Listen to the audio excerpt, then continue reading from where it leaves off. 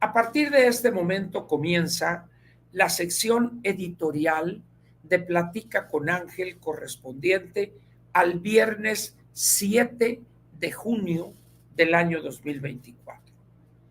Vamos a desahogar los temas secundarios para dejar para el final la sobrerepresentación. Y vamos por partes, diría Jack el Destripador. ¿Cuántas cosas hemos visto en estos 5 días? ¿Cuántas cosas? Muchas. Hemos visto cosas impensables hace 10 días. La primera y la más notable es las grandes limitaciones y grandes niveles de ignorancia y soberbia de nuestros falsos intelectuales. Esos intelectuales son de pacotilla. Yo no sé qué analiza, qué hace, pero nomás los ve uno y los escucha uno, intenta escucharlos uno, pero no les entiende. Ahí están los resultados, el ridículo completo, y todavía insisten, vamos a hacer esto, y los partidos deben hacer esto, y formar. A ver, ¿qué autoridad política tienes tú en estos momentos? Dices, por favor, en materia política ni siquiera saben dónde están las oficinas centrales de los partidos, pues. Entonces, eso es lo que hemos visto, esa es una cosa. Segunda cosa que hemos visto, la ignorancia total y el oportunismo gigantesco y la falta de escrúpulos, que sería corrupción, de decenas de millones de mexicanos. Por una cantidad irrisoria, a 20, 18, 22 millones de mexicanos, les han hecho creer que ese dinero viene de López Obrador. Y eso añadiría un elemento más a esos 20, 30 millones, los que sean, pues, que son muy tontos. Muy tontos. Han perdido la capacidad de analizar las cosas. Ahora me dirán ustedes, si no analiza Carlos Alarraqui, si no analiza fulano, Pablo Magluf y los de tercer grado, no analizan ni ven más. Ahora, ¿cómo quieres que yo, que apenas terminé la primaria, analice? Tiene usted toda la razón. Pero eso no quita que los unos y los otros, en materia de análisis político, no sirvan para nada. Pero usted, la gente que estira la mano, tiene un incentivo para votar por estos pillos, estos saqueadores del erario y destructores de la economía y del país, porque le están dando dinero. Hoy son 6,000 pesos bimestrales. Vamos a ver para cuánto alcanza el año próximo. Estamos viendo eso. Ahora, eso no se cura rápidamente. El que tengamos electores de esa cualidad, vamos a decir, es un resultado de un proceso de hace 80 años. No lo vamos a quitar en 3 meses. ¿De dónde? No hay magia en esto. Y si nuestros sabios no salen a la calle a hablar con la gente, a tocar a sus casas, en la reunión, etcétera, pues eso no se da en automático. No lanzan ellos su proclama acá y le llega a la gente acá, cayó el verbo divino. No, hay que ir allá donde esté esa gente. Pero esos 1 metro fuera del pavimento, ni que estuvieran locos. Entonces, hoy, ¿qué hemos visto? Que la gente le ha demostrado un rechazo a todo ese grupo humano en México, de los analistas, los intelectuales. Nadie los pela, no tienen influencia alguna. Eso lo deben reconocer para empezar de cero y primero irse a hacer la tarea, irse a su cubículo, allá con el pizarrón y a decir, chin, ¿en qué fallé? En esto, oye, ¿tú cómo viste? ¿También tú fallaste? Pues claro. Oye, ¿por qué? ¿Por qué fallamos? Eso es lo primero que deben hacer.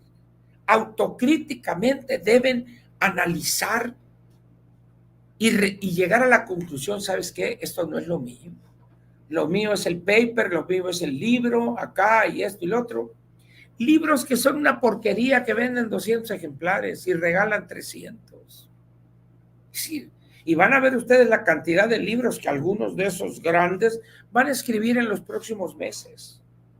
¿Por qué se perdió la elección el 2024? Pues porque la gente quiso eso. Oye, pero la gente, bueno, pues explícale a ella. No tienen para comprar tu libro. Ve a las plazas públicas, ve a las escuelas, explícales. No, es que mi labor es la academia, la investigación. O yo tengo un programa, tengo mi página de YouTube, tengo mi Substack. Porque ahora ya nadie tiene una página para hacer artículos, ahora todo es Substack. Ah, no, pues está bien, pues, de modo. Es decir, esa es otra cosa que hemos visto. ¿Qué hemos visto también en esos 5 días? La encuerada que la realidad le dio al exquisito, al delicadito de Hacienda. La conferencia de un ministro de Hacienda más corta en el mundo. No, pues que tenemos esto, que vamos a seguir la disciplina fiscal y vamos a reducir. Ya nos vemos. Porque eso no es un cobarde, es un sacatón. ¿Y por qué pidió la anticientífica que se quedara? Para que él y Llorio arreglen el desastre que le dejaron en finanzas públicas. Por eso lo deja, no porque sea muy chingón y acá. No es cierto eso. Es una leyenda urbana que han creado. Y el gran problema es que para este señor es que hay muchísimas gentes en la Ciudad de México que lo conocen perfectamente en sus fortalezas, pero también en sus debilidades. Entonces, debería ser este hombre más serio y decir, ahí les dejo el gallo muerto, acábenlo de pelar. Pero ahí estaba, pues a ver, es un honor para mí, a ver el desastre que va a causar ahí. Vimos también la pequeñez de el que se va y la que llega. Qué pequeños son los dos ante el reto que significó para el bulto gobernar este país y el reto que va a significar gobernar este país del 1 de octubre del 24 al 30 de septiembre del 30 para la anticientífica. Miren, el gran problema de estos políticos chafas es que quieren vender la idea de que son acá populares. Es un poco como, ¿se acuerdan ustedes al principio de este gobierno? Que Martí Batres llevó su topper al Senado, donde aquí comiendo yo y esto. Aquí sí, ya ven que hay una canción de la Sonora Dinamita que se llama Carmen, donde quedó la cadenita con la, ¿sabe qué? Del Nazareno. Aquí hay que decir Carmen, donde quedó el topperware de Martí Batres. Es decir, es pura imagen chafa. Bien, hoy la anticientífica aparece en el mercado de Tlalpan, comprando unos mangos y haciendo como si fuera una ama de casa. Aquí sí, perdonen mi francés del sur, no me chingue, sí, anticientífica. Por favor, Claudia, seriedad en esto. Quisiera contar cuántos eran de los guardias que estaban alrededor sin que ella se diera cuenta. ¿Por qué? Porque es la candidata triunfadora y va a ser la presidente de este país. Sola ahí comprando que aguacates, que mangos. Por favor, no ofenda la inteligencia, carajo. Ahorita ya usted depende de la protección del Estado Mayor, que no existe, pero sí existe. Le guste a usted o no le guste. ¿Por qué? Porque lo que está en juego es la viabilidad del Estado mexicano. Usted no puede andar ahí. ¿Qué tal si sale por ahí un antimorenista y la agarra de la greña? A ver, usted, pues para cuando lleguen los 10, 20 guardias ya le puso una moquetiza a usted. Digo, es que es infantil eso, por favor. Eso solamente se da en México, carajo. ¡Qué vergüenza! Si así piensa que va a gobernar yendo al mercado, no más falta que salga a las 7 de la mañana preparándole el desayuno, unos huevitos rancheros. Dudo que lo sepa preparar, ¿verdad? Pero vamos a suponer que está moliendo, picando ahí la cebollita, el chilito serrano, el tomate acá y echándole friendo las tortillas para su huevito ranchero, porque el jefe Chuy Tarriba se va a trabajar a Banco de México. ¿Quién cree eso? Digo, ¿quién? Está bien que los mexicanos estemos atrasados mentalmente y lo que sea, pero no vamos a creer esa mentira. Claudia, ya bájale la demagogia, ya vas a hacer, ya ganaste con muchos votos, punto. Ya no necesitas probar que conoces el mercado de Tlalpan y que allá vas y compras los mangos y eso. Por favor. Dijo, no, es que, como dicen ahora los jóvenes, estos morenistas se pasan. Muy bien. ¿Qué más hemos visto en esto? Hay una cosa que es importante señalar: los elogios mutuos. Me habló el presidente López Obrador y me dijo unas palabras que hizo que se me rodaran las lágrimas, seguramente por reírte de las babosadas que te dijo. Ese hombre está loco, ese hombre. Y yo acá, el líder más importante de eso. Por favor, Claudia, ya no necesitas eso. Ya eres candidata triunfadora, inobjetablemente, por más deficiencias y errores, etcétera. Ya ganaste. Ya bájale, ponte a analizar los graves problemas que vas a tener. Y esa cursilería, se me rodaron las lágrimas, ahí sí. Nomás faltó que dijeras, mamá, no haré travesuras. Soy Paquito, soy Claudita López, no haré travesuras. ¿Qué no pueden ser serios un momento, carajo? Qué ridículo, pues. Entonces, esos elogios mutuos, y luego López, bueno, yo me retiro, pero si ella me llama, yo vengo a ayudar. Te va a llamar, mira, tómala. Es decir, va ella a aceptar esas babosadas. Ahorita lo va a dejar tranquilo. Espérense ustedes a que le den la constancia de presidente electo o electa. Espérense que allá por la primera decena de septiembre le entregue la sala superior y se comunique en bando solemne al país. Presidente electa. Órale. ¿Que lo va a llamar para qué? Para que componga todo el tiradero que dejó. Eso es pura intento, y es lo que no se da cuenta este hombre, de que la va a manejar. Vamos a poner de acuerdo para ver las reformas. ¿Se va aquí a poner de acuerdo contigo? Si lo que quieres es que desaparezcas, si tuviera una varita mágica, Shazam, y que te fueras al infierno, lo haría. Pero eso es magia, no se puede, eso es otra cosa. Pues. Hay que llamar al mago Chen Kai para que te, o a David Copperfield. Muy bien. Ahora, las reformas constitucionales y los mercados. Miren ustedes, los mercados no es una persona, no es una institución. Un mercado es el conjunto de millones y millones y millones de transacciones de un bien, en una actividad, en una región, en un país. Por ejemplo, aquí tenemos esta botella de agua. El mercado del agua embotellada en México tiene una importancia tal porque se venden tantos hectolitros o tantos metros cúbicos de agua cada 24 horas, llega a tantas, etcétera, y la importancia de este mercado son 1.500 millones de dólares. Ese es un mercado, el conjunto de transacciones que involucran elaborar esta agua y venderle, y que alguien se la compre y se la tome cuando esté crudo. El mercado no es una persona.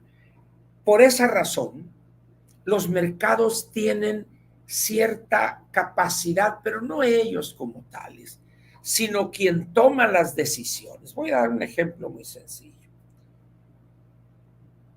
De repente aparecen festinando esta gente. Logramos la mayoría calificada en las dos cámaras y ahora sí se van a chingar. Muy bien. ¿Qué hacen los inversionistas? Vámonos. Esa moneda no me interesa. Ahí va. Y baja el precio del peso frente al dólar, es decir, se devaluó. Hoy requiero más pesos para comprar el mismo dólar. Esa fue la respuesta de los mercados, de los gerentes de los fondos de inversión. Esa fue la respuesta de los mercados de capitales en la persona de quien toma las decisiones. ¿Y qué hicieron? ¡Ay, la bolsa cayó 6.1%! El dólar ya casi está en 18 pesos. Y síguele diciendo babosadas. Órale. Pero tienen por allá un lacayo abyecto de un señor Mier de Puebla. Y a septiembre vamos a ver esto y esto. Madres, otro golpecito al dólar. ¿Y qué sucedió? Que seguramente la anticientífica le dijo, oye, Mier, déjate de pendejadas, francés del sur. Y a ver, Ricardo, a Monreal, sal y explica, por favor, que mi posición es de prudencia, de negociar, de hablar, etc. Y ya sale Ricardo acá. Bueno, yo soy maestro de Derecho Constitucional desde hace 25 años en el posgrado de la Facultad de Derecho. Ese no es el tema, Ricardo. Bueno, y esto vamos a no se harán reformas sin consultar y porque la prudencia y todo lo que se va a hacer en beneficio del pueblo de México. Muy bien. Y el otro habló a una radio, bueno, es que quiero lo que dije, no te hagas, lo que dijiste ahí está grabado. Pero es que ¿quién esperaría en su sano juicio que este señor Mier dijere algo sensato en materia de las reformas constitucionales? Es muy limitado el señor. El señor hace lo que López le dice, empínate, se empina. Tú lánzate por ahí, esto. ¿Por qué? Porque es el juego de poder que López está llevando a cabo para decirle a la que, cuidado, mira yo. ¿Y saben qué va a hacer la clave a esto? Miren, así, vámonos. Y que se cuide Mier porque lo mandan de embajador al Alto Volta y en África. Que se cuide. Es decir, Mier, mejor cállate, hombre, deja que hable Ricardo. Él sí sabe mentir más o menos bien. Tú no, tú eres muy bruto, muy limitado. Y si López sigue jugando, poniéndole esos toritos a la anticientífica, el rompimiento va a ser mucho antes de lo que todo el mundo esperaría.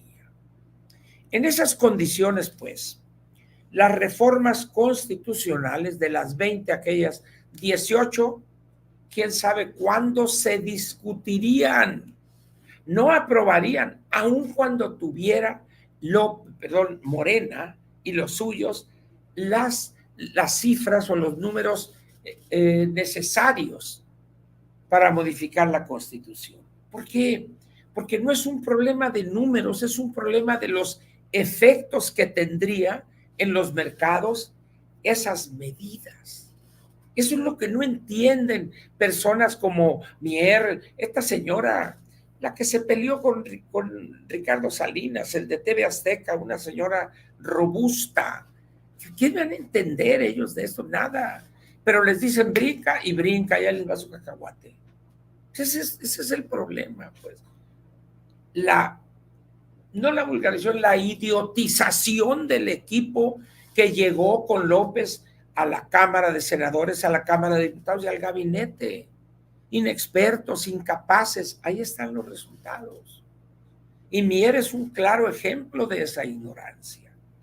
Ahora, ¿cuánto tiempo va a poder aguantar la anticientífica con ese tipo de cosas? ¿Cuánto? El problema es cuando me preguntan qué sigue es esa pregunta. ¿Cuánto va a aguantar Claudia? No tiene un carácter así tolerante, no, ni más.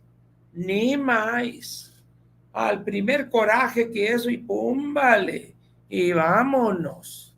Y en ese momento López tendrá que agarrar sus cosas, unos mejorales, unos veganines, porque no se va a llevar ningún aparato, y te me vas, pero no te vas a ir a la chingada, a tu finca, te vas a ir más lejos te vas a ir, acuérdense ustedes de mí.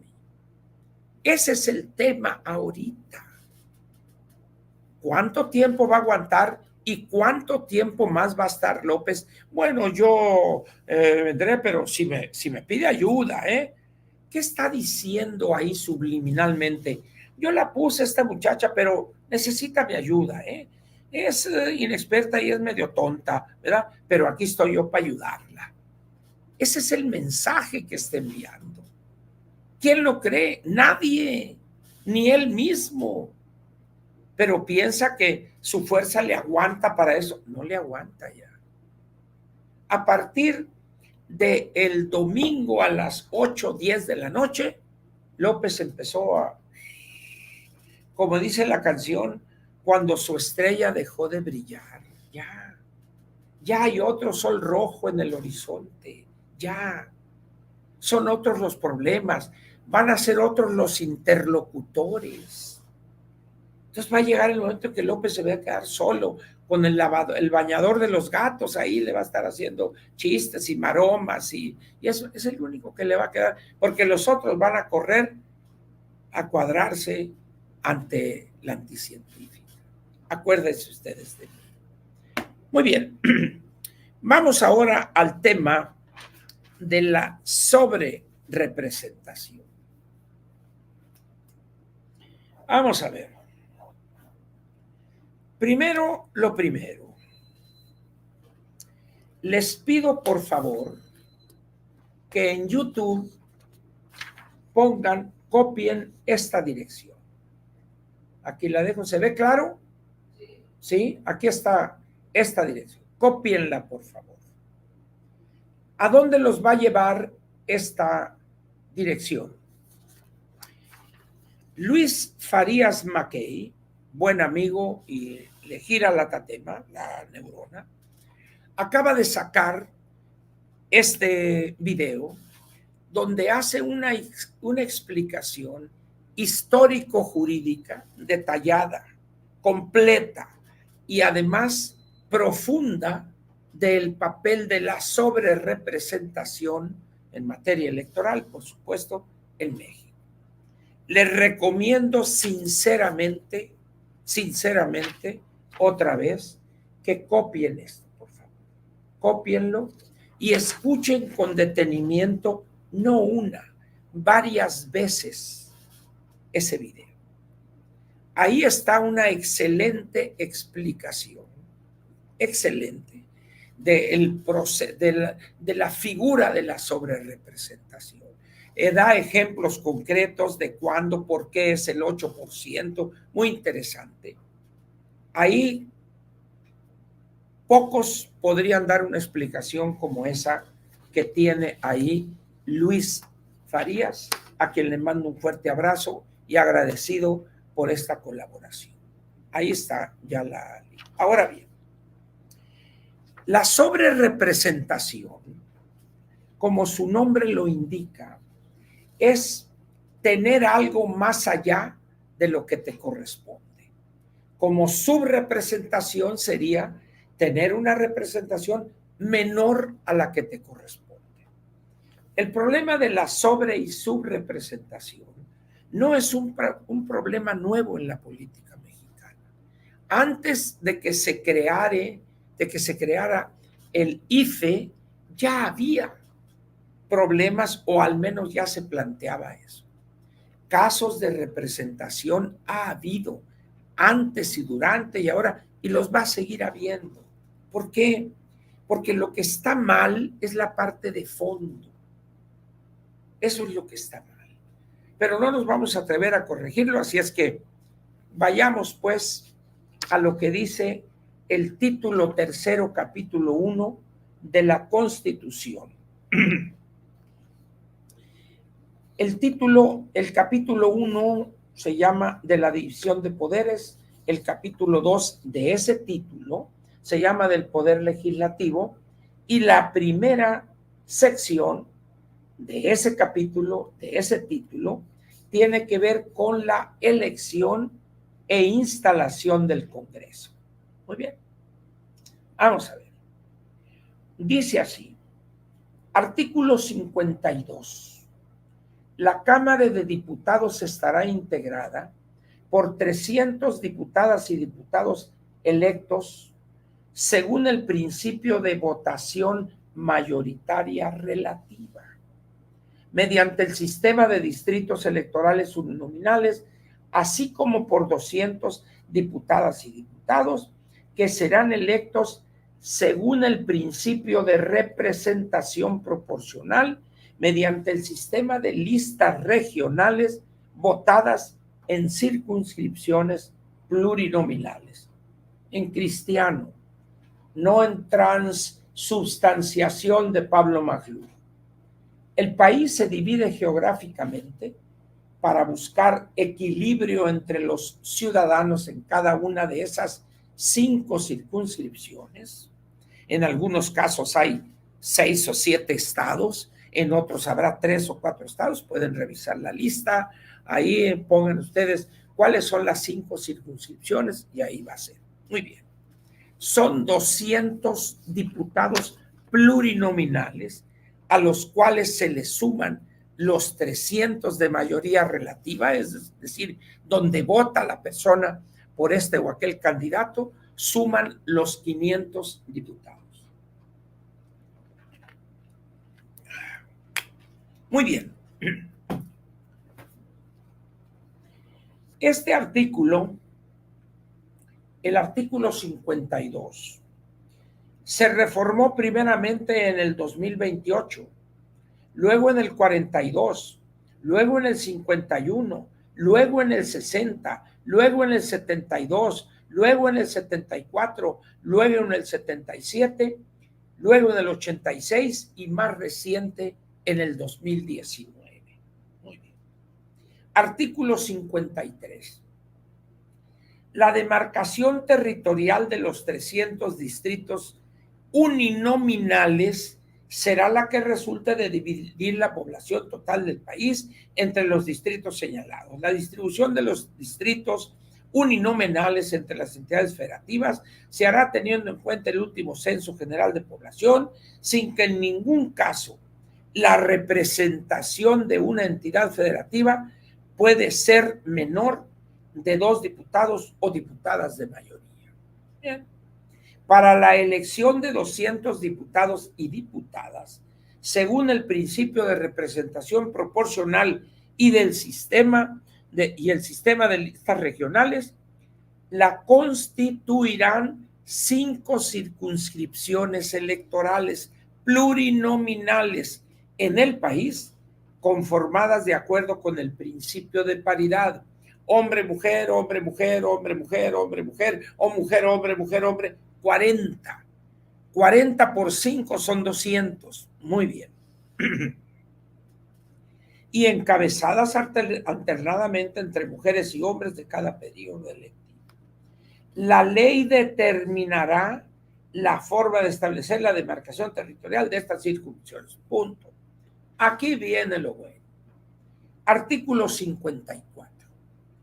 La elección de los 200 diputados según el principio de representación proporcional y el sistema de asignación por listas regionales se sujetará a las siguientes bases y a lo que disponga la ley.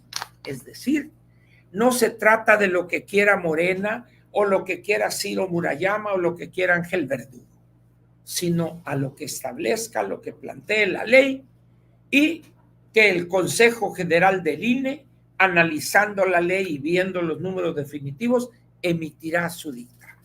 Bueno, numeral 1 de los 6 que son. Un partido político, para obtener el registro de sus listas regionales, deberá acreditar que participa con candidatos a diputados por mayoría relativa en por lo menos 200 distritos uninominales, es decir, 2/3 partes. Si hay 300 distritos, tiene que presentar en 200 al menos para tener derecho a poner 5 listas en las 5 circunscripciones y poder aspirar a diputados plurinominales. Muy bien. 2. Todo partido político que alcance, ojo, por lo menos el 3% del total de la votación válida emitida para las listas regionales de las circunscripciones plurinominales tendrá derecho a que le sean atribuidos según el principio de representación proporcional. En cristiano, aquel partido que no obtenga el 3% del total de la votación válida, chiras pelas. No hay diputaciones plurinominales. Te amolaste, carnal. Es más, pierdas hasta el registro. Bueno, ahora dice, esta reforma, la tercera, vamos a ver, no, aquí, luego dice, el 3, al partido político que cumpla con las dos bases anteriores, independiente y adicionalmente a las constancias de mayoría relativa que hubiesen obtenido sus candidatos, les serán asignados por el principio de representación proporcional de acuerdo con su votación nacional emitida, el número de diputados de su lista regional que le corresponda en cada circunscripción plurinominal. En la asignación seguirá el orden que tuviesen los candidatos en las listas correspondientes. En buen cristiano, no importa cuántos diputados de mayoría relativa tenga el partido de que estamos hablando, no importa, 60, 30, 40, no importa. Los diputados plurinominales van a seguir el criterio del porcentaje que tuvieron en la lista de la circunscripción correspondiente. Es decir, vamos a suponer que el PAN, en la circunscripción 1 obtuvo el 20%. El 20% de 40 diputados son 8. No importa si en los distritos de mayoría relativa, es decir, donde vota la gente, tú ganaste, tú perdiste y quítamela acá, la tuvo, era suya, se fue. Ahí tiene derecho a esos 8 porque obtuvo el 20% y así sucesivamente. Luego dice, numeral 4, aquí es donde empiezan los problemas. Ningún partido político podrá contar con más de 300 diputados por ambos principios. ¿Qué significa eso? ¿Qué significa? Un partido puede tener 260 diputados de mayoría relativa. Estuvieron en juego 300 distritos. Obtuvo 260 y obtuvo, por los números, por el porcentaje, 55 diputados plurinominales y la Constitución dice, wait a moment, güero, nomás 300. Pero como no pueden desdeñar el voto ciudadano, los 260 se respetan, pero no le dan 55 de representación proporcional, sino solamente 40. ¿Por qué? Porque la Constitución dice que por los dos principios, nomás 300. Muy bien. Ahí creo que está claro. Esta fracción fue reformada en 1993 y fue reformada en 1996. El 93 no había IFE. El 96 tampoco. Entonces ahí empiezan algunos de los problemas de la sobrerepresentación. ¿Por qué? Porque al no haber IFE en aquel entonces y querer aplicar hoy, es que ahora está el INE, bueno, pero vamos a adecuar, entonces eso no se ha hecho. Pero son 300 el límite. Pero ahora dice aquí, en el 5, numeral 5, en ningún caso un partido político podrá contar con un número de diputados por ambos principios que representen un porcentaje del total de la Cámara que exceda en 8 puntos a su porcentaje de votación nacional emitida. Y ahí es donde empiezan otros problemas con esta redacción. ¿Qué significa eso? Un partido tiene diputados por ambos principios y dice que representen En ningún caso un partido podrá contar un porcentaje del total de la Cámara en 8 puntos superior pues a su porcentaje de votación nacional emitida. Vamos a suponer que este partido obtuvo el porcentaje nacional de votos válidos de diputados federales, obtuvo el 38 o el 45%. 45%. Muy bien. Entonces, repito, en ningún caso un partido político podrá contar con un número de diputados por ambos principios que representen un porcentaje del total de la Cámara que exceda en 8 puntos. Si obtuvo el 45 o el 40, nomás se le podrá respetar una sobrerepresentación de 8%. Este objetivo, esta razón la explica perfectamente Luis Farías en este video que les pasé. Para eso no me explayo ahí. Pero luego dice, esta base no se aplicará al partido político que, por sus triunfos en distritos uninominales, obtenga un porcentaje de curules del total de la Cámara superior a la suma del porcentaje de su votación nacional más el 8%. Bien haría la Cámara o los partidos políticos hacer un ejercicio con ejemplos numéricos de estos. Pero hay esto. Lo peor, esto fue adicionada, esta fracción, en 1993 y reformada en 96. Muy bien. Sexto, en los términos de lo establecido en las fracciones 3, 4 y 5 anteriores, las diputaciones de representación proporcional que resten después de asignar las que correspondan al partido político que se halle en los supuestos de las fracciones 4 o 5, se adjudicarán a los demás partidos a la chiruza con derecho a ello cada una en proporción directa a las respectivas votaciones, etc. Muy bien. Y dice, la ley desarrollará las reglas y fórmulas para estos efectos. ¿Cuál es esa ley? No dice aquí. Esta fracción se agregó el 93, se reformó el 96, se volvió a reformar el mismo día. Luego eliminó del artículo de entonces la fracción 7, antes adicionada el 93. Artículo reformado el 22 de junio del 63, el 77, el 86, el 90. Pero todas estas reformas fueron antes de que existiera el IFE y tampoco el INE, por supuesto. Muy bien.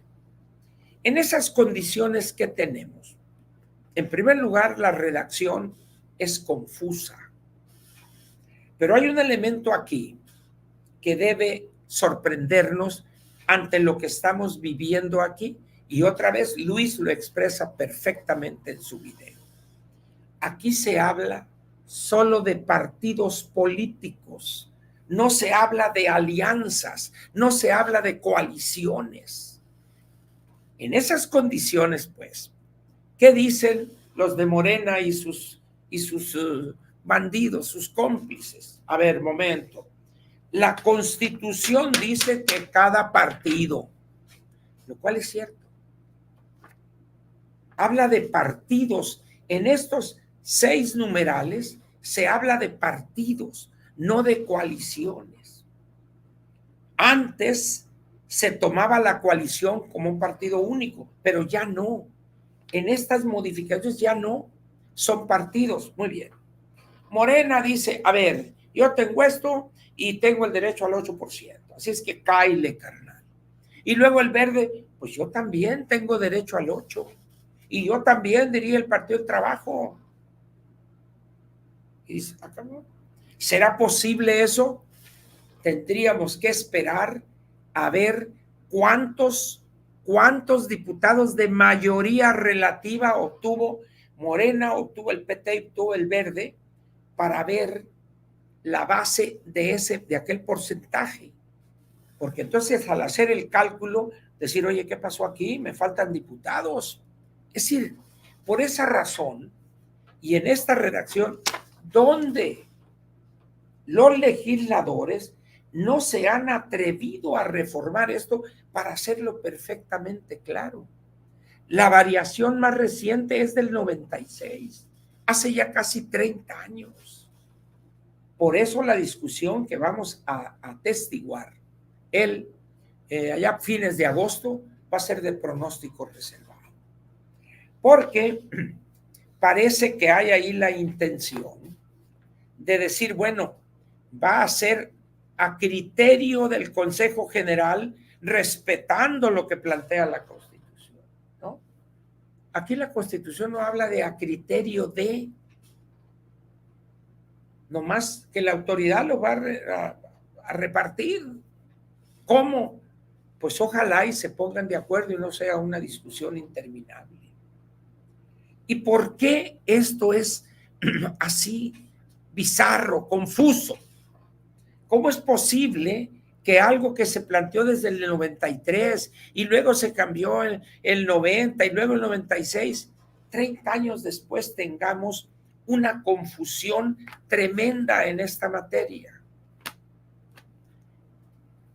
¿Acaso pensaron que jamás se iba a dar una situación como la que estamos viviendo? Efectivamente, jamás pensaron que iba a llegar un gobernante que iba a utilizar el poder político para maniobrar, para manipular a millones de ciudadanos y ganar con su candidata, su partido y los aliados mayoritaria excesivamente eso. Es evidente que si tomamos el 8 y el 8, pues van a tener una sobrerepresentación del 24%, cuando la Constitución plantea el 8% en un artículo anterior. ¿Qué va a suceder? ¿Quién sabe?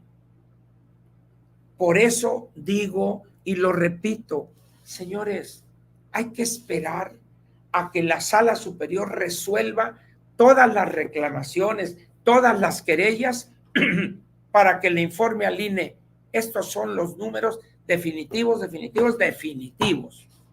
Entonces ya, con esos números, con esos porcentajes de votos obtenidos en mayoría relativa, el Consejo General de manera privada y en la comisión respectiva elaborarán un proyecto de distribución de plurinominales que se someterá a discusión del Consejo General.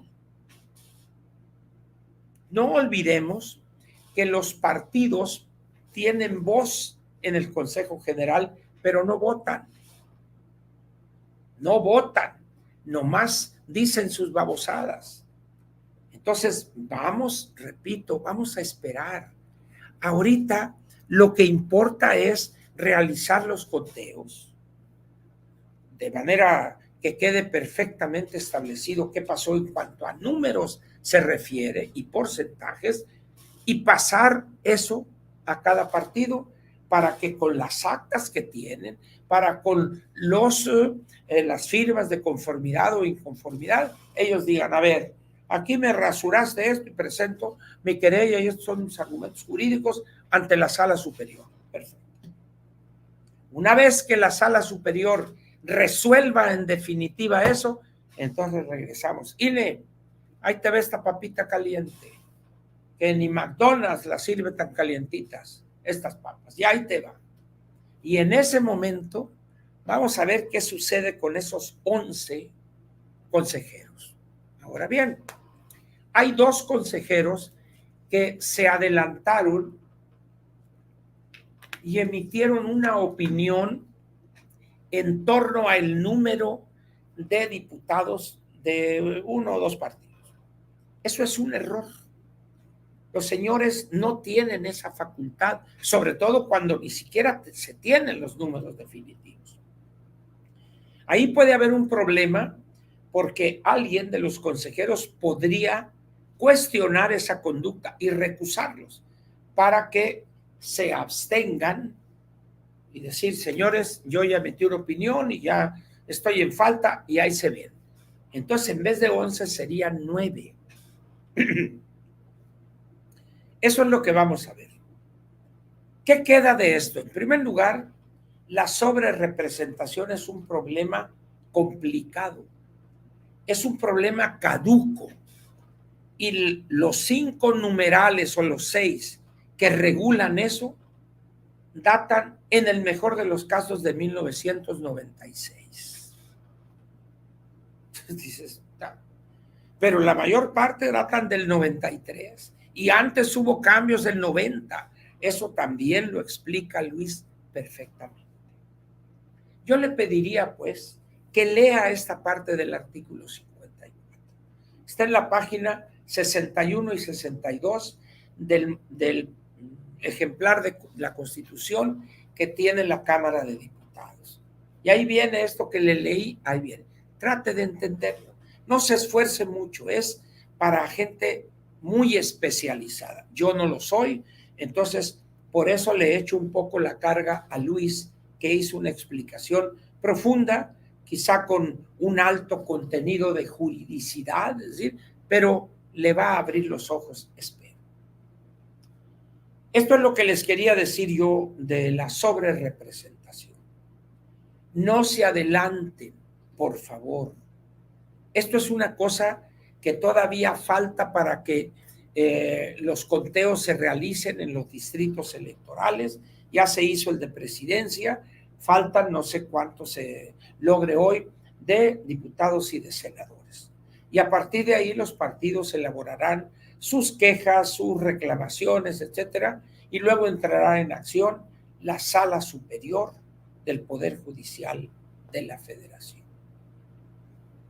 Aquí termina la parte editorial de Platica con Ángel, correspondiente al 7 de junio del año 2024.